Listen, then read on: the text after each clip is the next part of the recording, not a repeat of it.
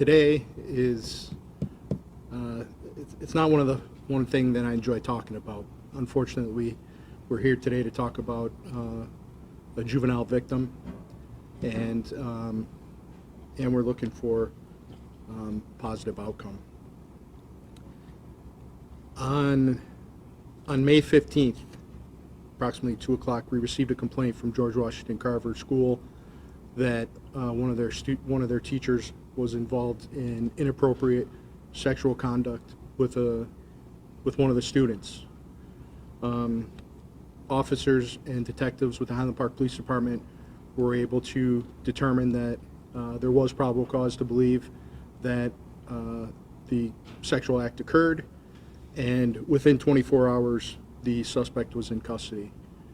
I want to commend the victim and their families for having the courage to come forward and talk to us and explain what happened.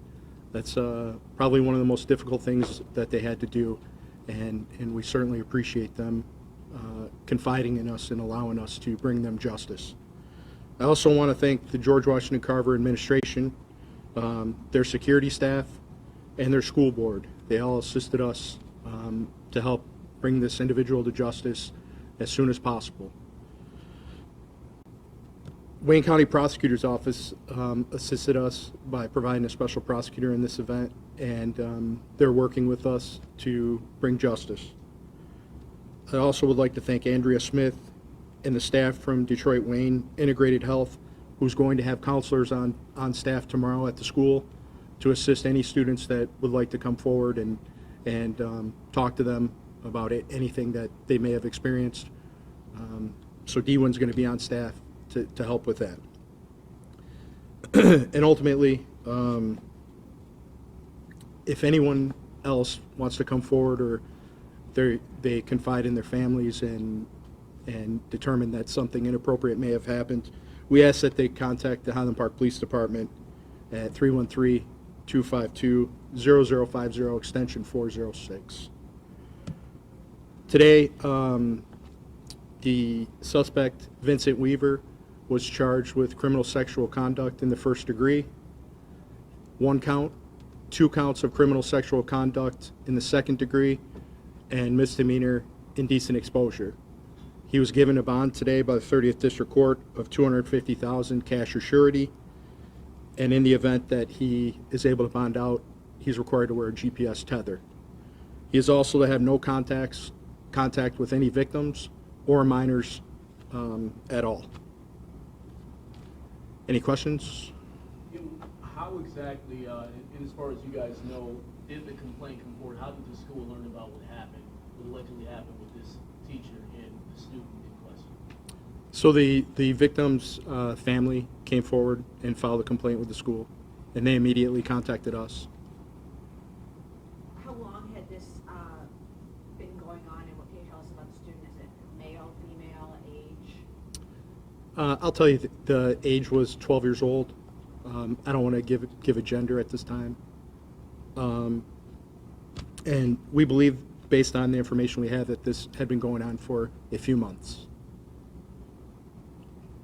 Can you expound on the relationship as far as the victimization over that period of time, or the potential grooming, or can you take us a layer deeper into how the teacher? Yeah, so this individual was able to gain the trust of the student because he was a teacher directly over the student, and basically had contact with him on a daily basis. So was this during break periods? Was this during classes? Can you elaborate as to and how often this might have occurred? So this was during it was during school training events. So the individual is a dance instructor with the school, the suspect. So did it happen on school grounds or outside of school grounds?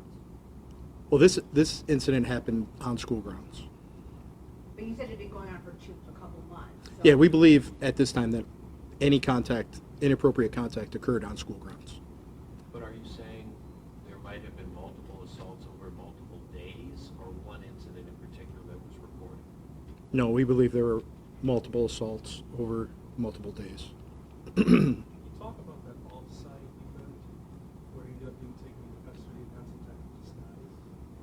Yeah, so we had information that he had choreographed a show that was due to take place at a local college. The event occurred. We knew that the individual really wanted to attend it. However, George Washington Carver staff advised him he should not attend it based on the pending allegations. And he was aware of that, so he took it upon himself to dress as an elderly female and gained access to the event. Is there any expectation from police that other students who may have interacted with this individual may be coming forward? So at this time, we have no evidence to support that. However, that's kind of why we're doing this event. So hopefully it can bring the information to the parents and students of the school. And we hope that if there was anything that occurred inappropriately, that they come forward. So can you just clarify a little bit? So Vincent Weaver, he was told, why was he told not to come to this dance performance? He had been suspended for another incident that had occurred. It did not involve sexual conduct. However, it involved, there was an incident where he had his work bag and a sexual toy fell from the work bag in the class, and so he was suspended for that. So he was suspended, and then, so talk about, he went to the performance anyway. Correct. And tell us, is that where he was arrested? Yes. So tell us about how that played out and how he was dressed. Well, as I stated, he was dressed as an elderly female. He had a wig on, he had a mask on, some oversized clothing, and attempted to disguise the police and security by limping into the event.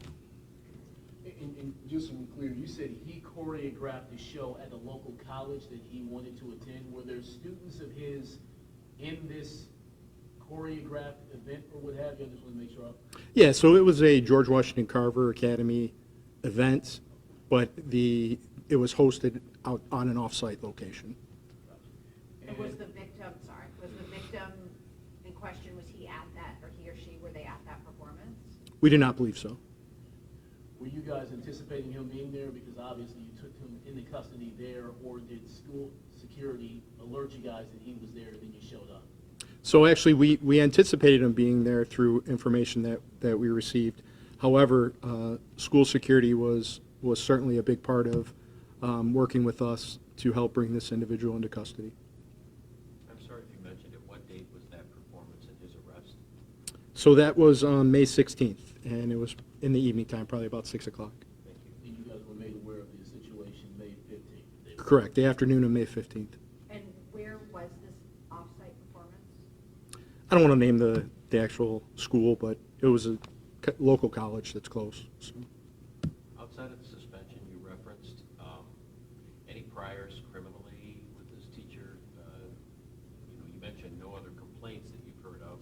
Obviously, you're holding this to see if anybody comes forward, but any other complaints, anything on the radar with him previously about potential misconduct? Yeah, there was nothing in his criminal history that suggested he had any inappropriate contact with anyone. Nothing from the school, as far as you know, that didn't lead to what is alleged here, but any issues with students previously as far as a school record that you know of? Nothing that we were able to find or nothing that was shared with us. Is he cooperating with police? He is.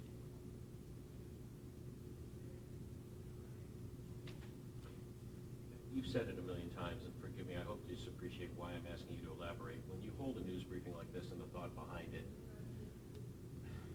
one-offs are extremely rare when you have a perpetrator alleged.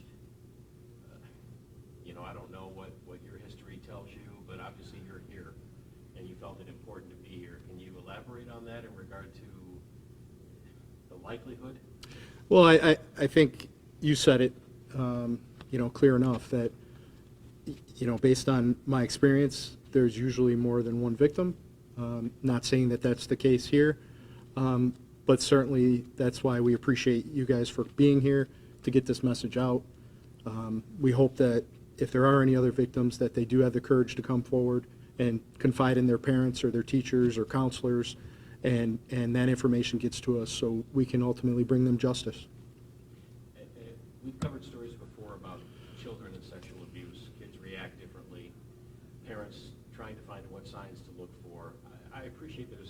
confidentiality here, but are you able to offer any insight as to whether this child brought it up to a parent or how it came to their attention to then come to you? I'm reaching for trying to help people in a home Yeah, so environment. so this our victim has a good relationship with their parents, and they confided in their parent, and their parent did the right thing and immediately brought it to the attention of the school and the law enforcement. Is there anything structured with other kids in that class as far as counselors, mental health professionals talking to them to try and see, meaning in a proactive manner to talk to those that he's had contact with? Yeah, so like, as I said, Detroit Wayne Integrated Health Network, they're going to be on staff tomorrow. They're going to do what they do and let the students know that, you know, it's okay to come forward. We're rolling out some new efforts with the schools, the okay to say. The school has been very proactive. The areas in which the event occurred or events occurred, they're upgrading their camera systems. You know, they're taking this very seriously, as they should, to ensure that nothing like this ever happens again. Vincent Weaver, how long has he been a teacher with you guys? He's been a teacher with George Washington Carver Academy for 3 years, How old is he? 29. And I apologize if there's a redundancy I missed taking pictures. Have you elaborated the level of the misconduct, meaning fondling, penetration? Have you gone there as far as what degree this is alleged to have occurred? Yeah, so there is a charge of criminal sexual conduct in the first degree, Okay. which would indicate that there was a level of penetration. Thank you. What do you have to say to, the victims? You know, this is just such a horrible thing to happen to a child. I mean, we trust them, we trust the parents, the teachers, we trust the teachers to take care of our kids, right? While we're there, and here this allegedly happened. I mean, what do you say to people who are home watching and a child who maybe this has happened to them, not necessarily with this teacher, but someone else? Well, certainly, if I would tell them that they certainly didn't do anything to bring this on, and that they are victims, and people who commit these crimes on juveniles typically are very well liked in the community and by parents and students alike. And you know, I would ask that they had the courage to come forward, and that they're not alone, and there are people that want to help them, and we want to get them, the suspects, off the street so this doesn't happen to anyone else. And can we get your name and title, if you spell it for us, so we have that for the record? Sure. First name's James, common spelling, McMahon, McMahon, and I'm currently the interim chief of police for the city of Highland Park. And again, I apologize. The status of where the suspect is now, out on bond, tether, custody? No, he's currently in custody. He'll be transported to the Wayne County Jail, Okay, pending if he's able to bond out or a future court date. thank you. I'm curious about the elderly lady costume you put on. Did they realize right away that something was off, or did he get away with it for a little while? Well, it was a somewhat impressive costume. No one really realized immediately. However, it was 86 degrees out, and the individual was wearing a scarf and a sweater. It certainly raised some attention. So. Elaborate on that if you don't mind, because what, do you know what who figured out who he was in the costume? Well, so George Washington Carver Security was aware that we were looking for this individual, and they provided some intel that a suspicious person was on site. We were able to run some vehicles in the area and determine that they were associated, and ultimately were able to make contact and verify that the individual was in fact our suspect. But wearing too much clothing on a warmer day was kind of what... Yeah, there wasn't much showing of the individual's face or anything. There was a mask and things like that. So it wasn't easy to identify, but certainly looked a little suspicious based on the conditions outside. What do you So- mean, like a mask, like a COVID mask, or like a? Yeah, something, family mask? yeah, like a COVID surgical mask. So he just looks, the person just looks out of character for like the weather and the time Correct, of year, okay. yeah. How long was he at the event? Oh, probably 10 minutes at the most. We were in the area waiting, so we immediately investigated and took him into custody. So did you guys kind of have a feeling he was gonna show up one way or another? Yeah, so it was brought to our attention. He was very passionate about this event. He put a lot of work into the event, and that he was disappointed that he was advised he couldn't attend. And so we certainly had reason to believe that he was going to attend it. And when was he suspended with that sex toy fell out of the bag? I believe that was on May 2nd.